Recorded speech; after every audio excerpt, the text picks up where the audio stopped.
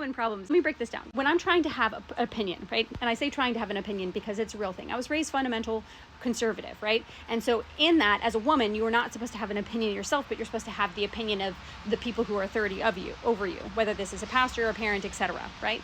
And I never really accepted that as a kid, but at the same time, whether you accept it or not, it's kind of like waterboarding. You still get pneumonia from it, okay? So in that way, I'm now an adult decompressing all the thoughts and beliefs that I had before that I already thought I had decompressed somewhat so, but I'm realizing how much I didn't, right?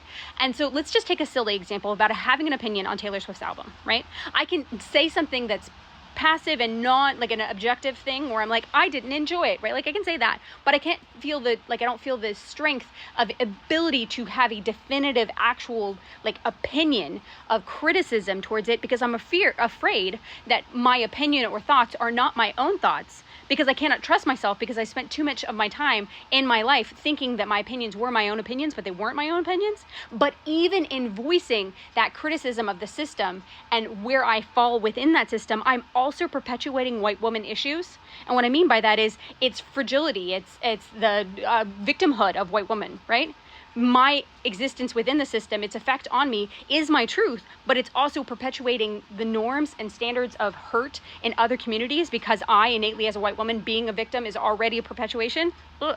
Like, I don't know if that's too, like, whatever. It's just in my brain, whenever I think about having an opinion is one, I can't trust myself and I have this own at that, and then having that actual thought of the system and how it affects it, and then me feeling like a victim within the system while it's truth is also not helping the whole entire populace of people.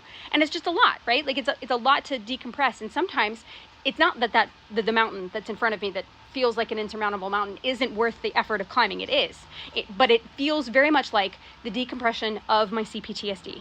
In a different post, I was talking about how, have you ever peeled wallpaper off of a 1960s house, right? Like you get one layer off and you're like, fork it all, there's another one. And you get that one off and you're like, fork it all, there's another one. And it keeps going. And you feel like, is the whole wall made of wallpaper?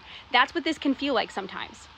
And so my challenge for myself, and you, if you're in this place where you feel this way, is the same thing I said the other day, which is sometimes you can allow yourself to feel the frustration because like, let's not suppress feelings. But also, it's time for me to notice the fact that I am trying to pay attention. The fact that I have called myself out for the victimhood, that I can see the ways and places that I've tried to make change, and I'm trying to see the difference, and that can be a thing that can be celebrated. We have had the Venn diagram of perfection for too long, and it's not something we can actually achieve, and yet we still hold it up to ourselves. So it is worth the effort of acknowledgement of both the failure, but also our effort and our heart, because that does make a difference. It does play a part.